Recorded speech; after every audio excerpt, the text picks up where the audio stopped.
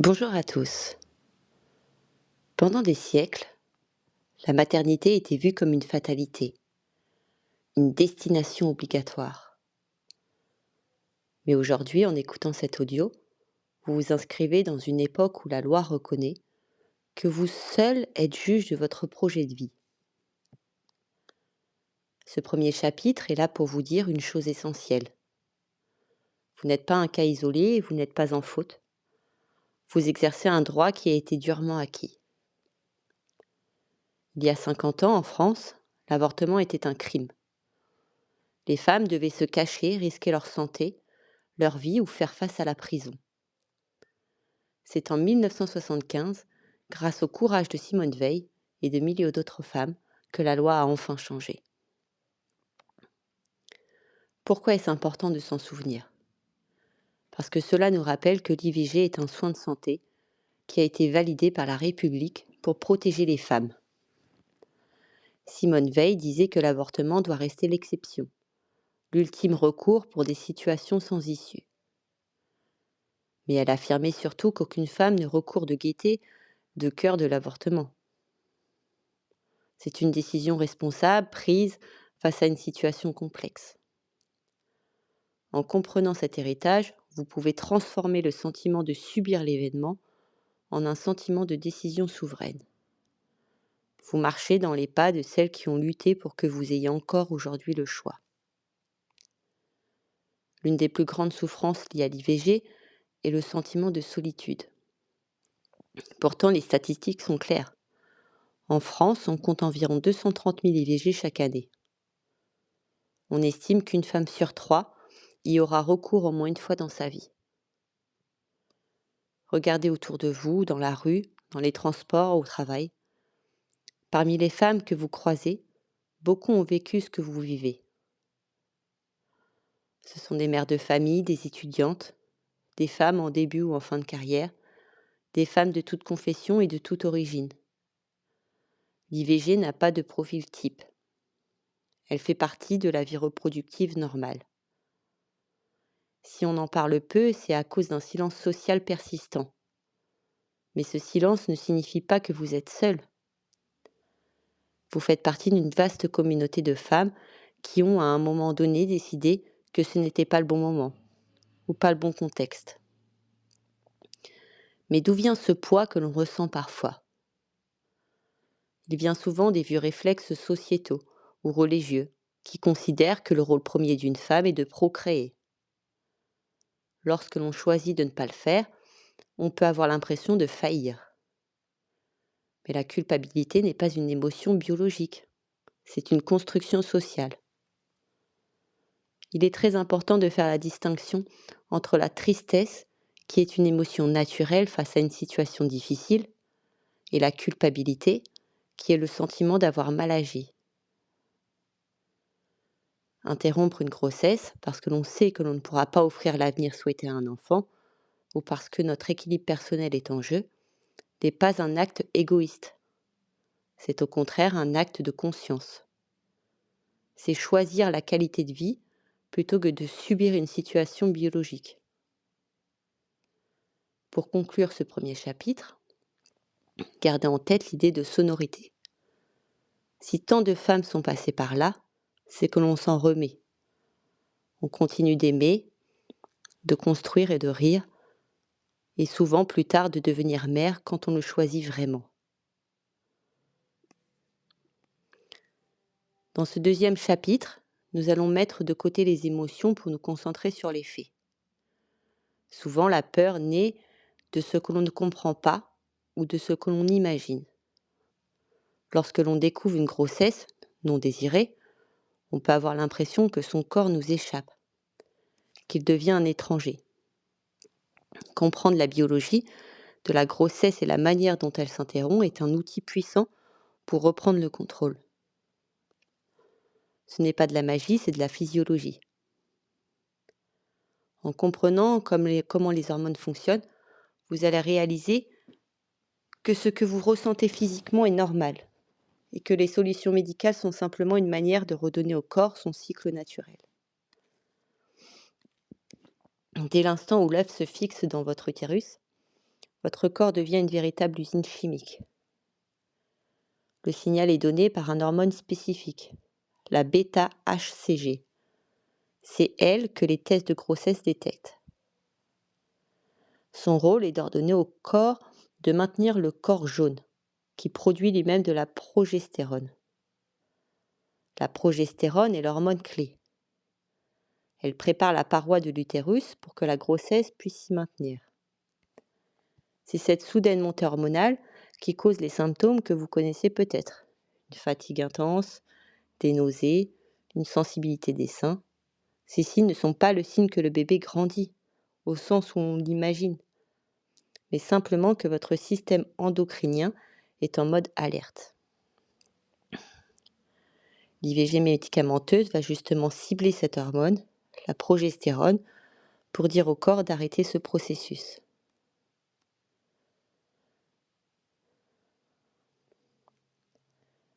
Il est important de poser des mots justes sur la réalité scientifique des premiers stades de la grossesse.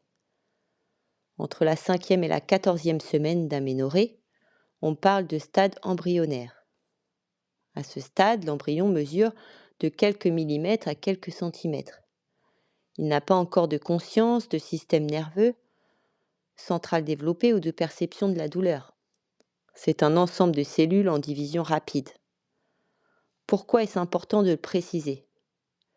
Parce que l'imagerie populaire ou certains discours cherchent parfois à culpabiliser en utilisant des termes inappropriés. La science, elle, nous dit que nous sommes sur un projet de vie, un potentiel, mais pas encore sur une personne autonome. Cette distinction est cruciale pour vous permettre de vivre l'intervention comme un acte de soin médical. Qu'il s'agisse de la méthode médicamenteuse ou instrumentale, l'objectif est le même. Vider la cavité utérine pour que l'utérus puisse reprendre son état de repos. Dans le cas des médicaments, le premier cachet vient se fixer sur les récepteurs de la progestérone et les bloque. Sans progestérone, le lien entre l'embryon et l'utérus se rompt. Le processus s'arrête net. Le deuxième médicament, pris 24 heures à 48 heures plus tard, provoque des contractions. L'utérus se contracte, puis expulse le contenu, exactement comme il le fait lors des règles, mais de manière plus intense. Dans le cas de l'aspiration, on utilise une petite canule souple. C'est une méthode mécanique, très rapide, qui retire le tissu utérin en quelques minutes. Dans les deux cas, le corps réagit ensuite en déclenchant des saignements pour nettoyer l'utérus et se préparer à un nouveau cycle. Dès que l'IVG est réalisé, le taux d'hormones chute brutalement. C'est une libération physique, mais c'est aussi un choc pour l'organisme qui doit se réadapter. C'est pour cela que vous pourrez vous sentir très fatigué ou d'humeur changeante dans les jours qui suivent. Sachez que votre corps est d'une résilience incroyable. Il sait comment cicatriser, comment retrouver son rythme. En comprenant ces étapes, vous n'êtes plus dans le flou. Vous savez ce qui se passe à l'intérieur. Dans le prochain chapitre, nous allons voir ensemble comment se déroule concrètement le parcours médical. Rendez-vous après rendez-vous pour que vous sachiez exactement à quoi vous attendre. On imagine souvent le parcours de l'IVG comme un labyrinthe administratif, complexe et intimidant. En réalité, c'est un parcours balisé, conçu pour être le plus fluide possible. Dans ce chapitre, nous allons détailler chaque étape du premier appel au jour de l'intervention. Savoir précisément qui vous allez rencontrer, quelles questions on va vous poser et quel examen vous allez vous permettre de faire tomber le stress. Vous n'êtes pas là pour être jugé ou examiné sous toutes les coutures. Vous êtes là pour recevoir un soin de santé standardisé et sécurisé. Tout commence par une première consultation. Elle peut avoir lieu à l'hôpital, dans un centre de planification, ou chez un médecin ou une sage-femme libérale conventionnée. Lors de ce premier rendez-vous, vous exprimez votre souhait d'interrompre votre grossesse. Le professionnel de santé va alors créer votre dossier. Il vous informera sur les deux méthodes, médicamenteuse ou instrumentale, et vous remettra un dossier guidé. C'est aussi le moment où l'on vous propose un entretien psychologique, psychosocial. Cet entretien est facultatif pour les majeurs, mais il peut être une aide très précieuse si vous vous sentez isolée ou hésitante. Pour les mineurs, cet entretien est obligatoire et gratuit, car il permet de s'assurer que vous êtes accompagné et protégé. Avant d'agir, la médecine a besoin de certitude. Vous devrez effectuer une prise de sang pour déterminer votre groupe sanguin, car une injection de protection sera nécessaire si vous êtes rhésus négatif, et confirmer le dosage d'HCG. L'étape suivante est l'échographie de datation. C'est souvent l'étape qui impressionne le plus. L'objectif est purement technique.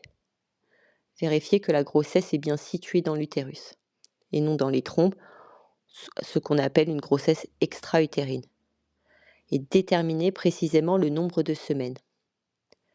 Le professionnel de santé est là pour vous faire son travail médical. Vous avez le droit de demander à ne pas avoir l'écran et ne pas entendre de commentaires superflus. C'est une simple mesure de sécurité pour choisir la méthode la plus adaptée à votre terme. Une fois les examens faits, vous renvoyez le praticien pour confirmer votre choix. En France, jusqu'à 7 ou 9 semaines d'aménorrhée, vous avez généralement le choix entre les deux méthodes. Au-delà, l'aspiration est la norme. Vous devrez signer un consentement écrit. C'est un document légal où vous affirmez que vous avez été informé et que vous maintenez votre demande. Si vous choisissez l'IVG instrumentale, une consultation avec un anesthésiste sera organisée. Même pour une anesthésie locale ou une sédation légère, c'est une sécurité standard. On vous expliquera alors si vous devez être à jeun ou non le jour J. C'est le moment de poser toutes vos questions pratiques. Combien de temps vais-je rester à l'hôpital? Puis-je venir accompagner? Le jour de l'IVG, qu'elle soit médicamenteuse ou instrumentale, le processus se lance. Pour l'aspiration, vous resterez en général quelques heures à l'hôpital. Le geste technique est court, 10 à 15 minutes environ. En salle de réveil, on surveille vos constantes et vos saignements. Mais le parcours ne s'arrête pas tout à fait là. Une visite de contrôle est impérative entre le 14e et le 21e jour, suivant l'intervention. Pourquoi? Parce qu'il faut s'assurer par une nouvelle prise de sang ou une échographie que l'utérus est parfaitement vide et qu'il n'y a aucun risque d'infection ou de rétention. C'est aussi le moment de faire le point sur votre nouvelle contraception pour que vous repartiez l'esprit tranquille. Ce dernier rendez-vous ferme officiellement la parenthèse médicale de l'IVG. Après avoir compris l'histoire et le parcours médical, il est temps de parler de vous, de votre corps et de ce qu'il va ressentir. La peur de la douleur est l'une des préoccupations majeures. Dans ce chapitre, nous allons lever le voile sur ces sensations. La douleur liée à l'IVG n'est pas une fatalité que l'on doit subir en silence. C'est un signal psychologique que l'on sait aujourd'hui très bien gérer. Savoir à quoi s'attendre, c'est déjà diminuer de moitié l'appréhension et de l'inconfort. Nous allons voir comment préparer votre corps, comment soulager les contractions et comment distinguer ce qui est normal de ce qui nécessite une intention médicale. Pour que l'utérus évacue le contenu de la grossesse, il doit se contracter. C'est un muscle puissant. Ces contractions sont très similaires à des douleurs de règles, mais plus intenses. Imaginez une vague, elle monte, elle atteint un sommet, puis elle redescend. Dans l'IVG médicamenteux, c'est la prise de second médicament qui déclenche ce processus. Dans l'IVG instrumental, les constructions surviennent généralement juste après l'aspiration, lorsque l'utérus cherche à reprendre sa taille initiale. Il est important de comprendre que cette douleur a une utilité biologique. Elle permet de limiter les saignements en refermant les petits vaisseaux. Mais utilité ne veut pas dire souffrance obligatoire. Aujourd'hui, les protocoles antidouleurs sont systématiques. On ne vous demande plus d'être courageuse face à la douleur, on vous demande d'être attentive à votre confort. Pour bien vivre ce moment, l'anticipation est votre meilleur allié. Les médicaments. On vous prescrira généralement de l'ibuprofène et parfois des antispasmodiques comme le Spasfon. Le secret est de les prendre avant que la douleur ne soit trop forte. La chaleur. La bouillotte est un outil ancestral mais incroyablement efficace. La chaleur détend les fibres musculaires de l'utérus et apaise immédiatement la sensation de tiraillement. La position. Ne restez pas forcément allongé sur le dos si c'est inconfortable. Souvent la position fétale, en chien de fusil ou être accroupié, permet de mieux laisser passer les vagues de contraction. Et surtout le calme. Prévoyez une playlist, un film ou une personne ressource. Le stress amplifie la perception de la douleur. Plus votre environnement est sécurisant, mieux votre corps gérera les sensations. Parlons à présent des saignements. Après une IVG, il est normal de saigner. Ces saignements peuvent être plus abondants que les règles habituelles et s'accompagner de caillots. Ils peuvent durer quelques jours de manière intense, puis devenir intermittents pendant 2 à 3 semaines. C'est le temps nécessaire à l'endomètre pour se reconstruire. Cependant, il existe des signes d'alerte simples à retenir. Si vous devez changer de protection hygiénique toutes les heures pendant plus de 2 heures d'affilée, si vous ressentez un malaise ou si vous avez une fièvre supérieure à 38 qui persiste, vous devez appeler le numéro d'urgence fourni par votre centre de santé. Ces cas sont rares, mais savoir quand réagir vous apporte la tranquillité d'esprit. En dehors de ces critères, faites confiance à la capacité de votre corps à se réguler. Le lendemain d'une IVG, on se sent souvent épuisé. C'est la combinaison de la chute hormonale et du relâchement de la pression nerveuse. Reposez-vous. Évitez les efforts physiques intenses pendant 48 heures. Côté hygiène, pour éviter tout risque d'infection, tant que le col de l'utérus n'est pas tout à fait refermé, on conseille généralement d'éviter les tampons, les coupes menstruelles, les bains en piscine ou en mer, ainsi que les rapports sexuels avec pénétration pendant environ une semaine ou jusqu'à l'arrêt des gros saignements. Votre corps est en phase de cicatrisation douce. Traitez-le avec la même bienveillance que vous traiteriez une amie chère. Dans le chapitre suivant, nous quitterons l'aspect physique pour aborder l'aspect psychologique. Comment gérer le regard des autres et votre propre pensée. Après avoir traversé les étapes médicales et physiques, nous arrivons à un territoire plus intime, mais tout aussi important, votre paysage émotionnel. On présente souvent l'IVG de manière binaire, soit comme un traumatisme, soit comme une simple formalité. La réalité est bien plus nuancée. Chaque expérience est unique. Dans ce chapitre, nous allons parler de l'ambivalence, de la chute hormonale et de la manière de gérer le monde extérieur. L'objectif est de vous donner la permission de ressentir exactement ce que vous ressentez, sans pression sociale, et de vous aider à protéger votre espace mental. Il est tout à fait possible de se sentir profondément soulagé d'avoir pu avorter, et en même temps de ressentir une forme de tristesse ou de nostalgie. L'esprit humain n'est pas linéaire. On peut être certaine de ne pas vouloir d'enfant à ce moment de sa vie, tout en éprouvant du regret pour la situation elle-même. Ne confondez pas la tristesse du moment avec un regret sur votre décision. Souvent, ce que l'on déplore, c'est de devoir faire un choix difficile. Ce n'est pas le choix lui-même. Si vous ne ressentez aucune tristesse, mais simplement un grand calme, c'est tout aussi normal. Il n'y a pas de bonne manière de réagir.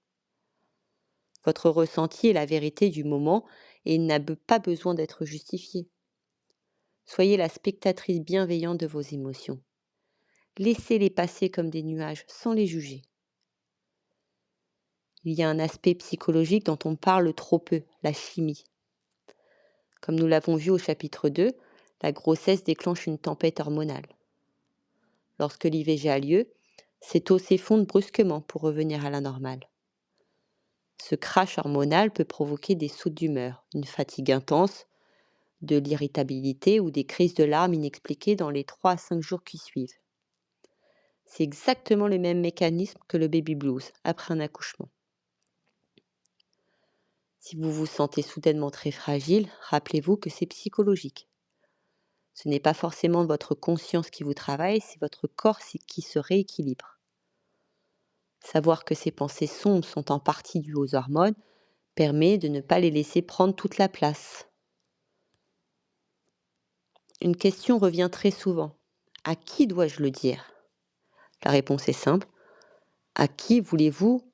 Quand voulez-vous ? Ou à personne. Votre secret médical vous appartient. Vous n'avez aucune obligation de transparence envers votre famille, vos amis ou même l'auteur de la grossesse, si cela vous met en danger ou vous pèse trop. Si vous décidez d'en parler, choisissez des personnes ressources, celles qui savent écouter sans projeter leur propre peur ou jugement. Si vous faites face à des remarques maladroites ou culpabilisantes, rappelez-vous que ces personnes parlent d'elles-mêmes, de leurs valeurs et de leurs limites, pas des vôtres. Vous n'êtes pas responsable de ces opinions d'autrui. Se protéger, c'est aussi savoir fermer la porte aux discussions qui ne sont pas constructives pour votre rétablissement. La culpabilité naît souvent du sentiment d'avoir cassé quelque chose. Mais on peut choisir de voir l'IVG autrement, comme un acte de responsabilité. Choisir de ne pas mettre au monde un enfant que l'on ne peut pas accueillir dignement, ou pour lequel on ne se sent pas prête, est une décision éthique. Prendre soin de son propre destin, respecter ses limites et ses capacités, c'est faire preuve d'une grande maturité. Vous avez fait le choix qui vous semblait le plus juste avec les cartes que vous aviez en main à ce moment précis.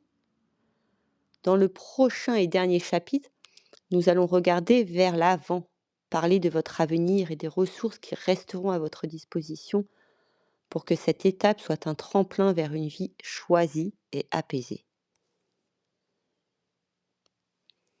Nous voici arrivés à la dernière étape de ce guide. Après avoir parcouru l'histoire, la médecine et vos émotions, il est temps de regarder devant vous. Une IVG n'est pas une parenthèse qui s'arrête brusquement. C'est une expérience qui s'intègre à votre histoire personnelle. Ce chapitre est dédié à votre après. Comment reprendre votre quotidien ? Comment utiliser ce que vous avez appris sur vous-même et vers qui vous tournez si vous avez encore besoin d'un peu de temps ? L'objectif est simple, que vous puissiez clore cet audio en vous sentant solide, informé et surtout libre. Le rétablissement complet ne se mesure pas seulement en jours mais en cycles. Dans la majorité des cas, votre corps va retrouver son rythme habituel en 4 à 6 semaines. Vos règles reviendront et avec elles une sensation de retour à la normale physique. Sur le plan personnel, ne soyez pas surprise si cette expérience change un peu votre regard sur vous-même. Beaucoup de femmes témoignent d'un sentiment de force nouvelle après une IVG. Pourquoi ? Parce qu'elles ont dû faire face à une situation de crise, prendre une décision difficile et traverser un parcours médical. Tout cela demande de la résilience. Vous avez découvert que vous étiez capable de prendre soin de vous, même dans l'adversité. C'est un capital de confiance que vous garderez pour tous les autres défis de votre vie. Maintenant, regardez vers l'avenir. C'est aussi s'assurer que vous n'aurez plus à revivre cette situation si vous ne le souhaitez pas. L'IVG est souvent l'occasion de repenser sa contraception. La meilleure contraception n'est pas celle que le médecin préfère, c'est celle qui s'adapte à votre mode de vie. Si vous avez tendance à oublier la pilule, parlez de l'implant ou du stérilet.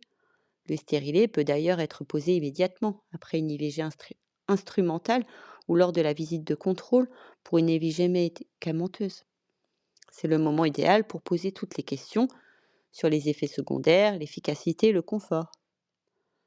Reprendre une contraception qui vous convient, c'est se réapproprier totalement son corps et son esprit, en évacuant la peur d'une nouvelle grossesse non désirée.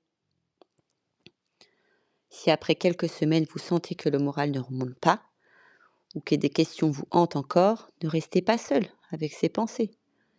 Il existe plein de structures dédiées, le planning familial, le numéro national 0800 08 11 11, les professionnels de santé. Demander de l'aide n'est pas un signe de faiblesse, c'est le signe que vous prenez votre bien-être au sérieux. Parfois, il suffit d'une seule séance pour débloquer un nœud émotionnel et repartir de bon pied. Pour conclure cette heure ensemble, j'aimerais vous laisser sur cette pensée. Vous êtes la seule experte de votre vie. Personne d'autre que vous ne sait ce que vous pouvez porter, ce que vous pouvez offrir et ce dont vous avez besoin pour être heureuse. L'IVG est un droit qui protège votre liberté et votre santé. Aujourd'hui, vous avez fait ce qu'il fallait pour vous. Prenez une dernière grande inspiration. Sentez l'air entrer dans vos poumons. Sentez la vie qui continue en vous, riche de promesses et de projets. Vous avez traversé cette épreuve, vous êtes informé, vous êtes entouré et vous êtes prête pour la suite. Prenez soin de vous aujourd'hui et tous les jours qui suivront. À bientôt. Bye.